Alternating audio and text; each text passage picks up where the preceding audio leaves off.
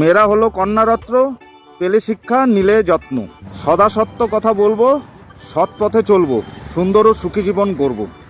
শিক্ষার আলো ঘরে ঘরে জালো, শিক্ষা শিশুর মৌলিক অধিকার। বাহ।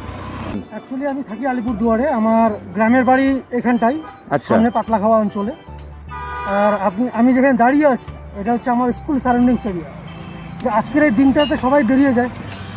আর এই যে এরিয়াটাতে আপনি আছেন বা মানে আমি আছি, 25শে ডিসেম্বর, হ্যাঁ, ক্রিসমাস ডে। Christmas day. তো এই যে এরিয়াটা আছে এটা হচ্ছে 99% আদিবাসী অধ্যুষিত এলাকা। বাহ। আদিবাসীরা মূলত নানা দিক থেকে বঞ্চিত এবং পিছিয়ে পড়া আছে। তাদের মধ্যে এখনো শিক্ষা যে বিষয়টা, এটা পরিপূর্ণভাবে ঢুকেনি। তো স্কুলের মধ্যে যারা আসে অনেকেই ফার্স্ট লার্নার।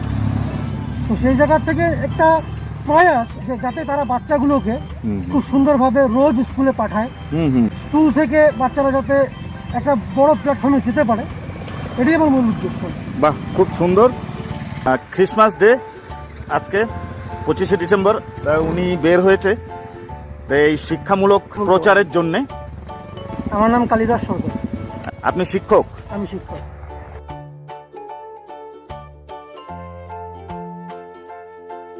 তোমাদের হেড স্যার